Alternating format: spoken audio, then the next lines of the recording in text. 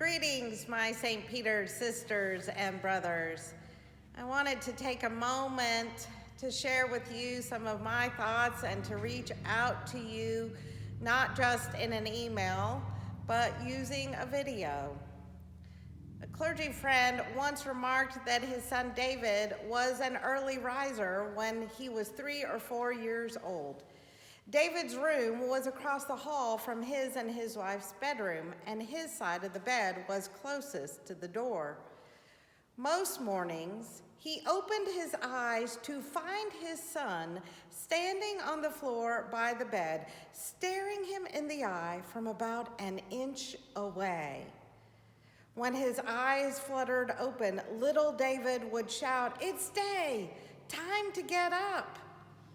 For several years, my friend said he began each day in a startled and confused state of mind.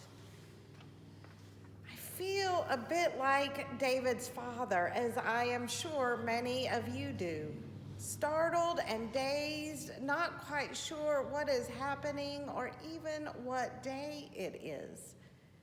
For many of us, our personal schedules have been altered beyond recognition and the rhythms of our daily lives completely upended. It's hard to wrap my mind around everything that has occurred in the span of only a few weeks.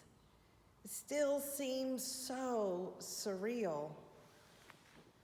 Over the past days, leaders of St. Peter's have gathered in video chats and through emails to discuss how we can stay connected as a parish family, how to look out for one another and love each other in the midst of this unprecedented crisis, and how we can care for our neighbors who are already so vulnerable and honestly made more vulnerable by this pandemic.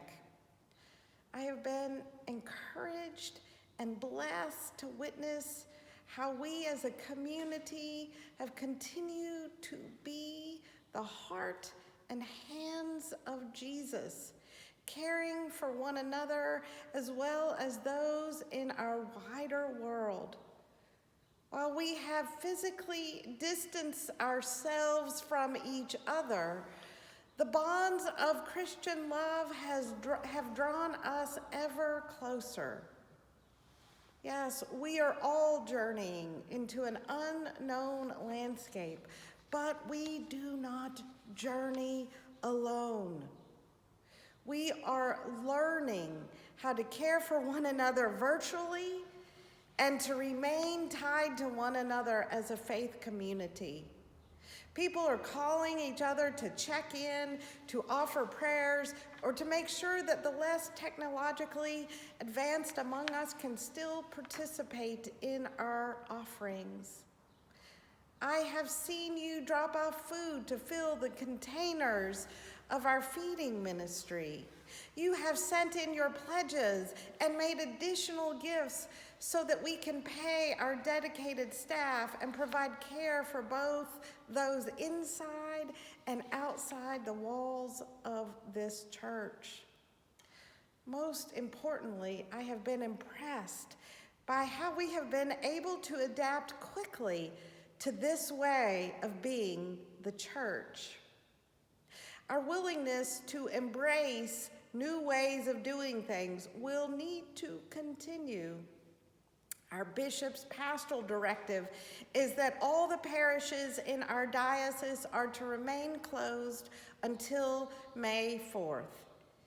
He and other religious leaders spoke to our governor and people in his administration over the weekend before coming to this decision. I trust our bishop's judgment and his wisdom, and want to make it clear that we will follow his directive and the directives of our state leaders. This means, friends, that our observance of Holy Week and our celebration of Easter will look different this year. I've been working closely with our Minister of Music, Joyce Chen, and our Priest Associate, Laura Palmer, on how we can best adapt our liturgies to this current situation.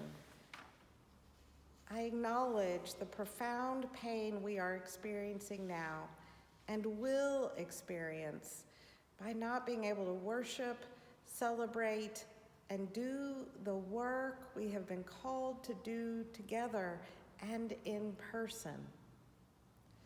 I also recognize that this is a profound opportunity, a profound gift that we have been given to reach more people by being pushed beyond our comfort zones and to do church in a new way.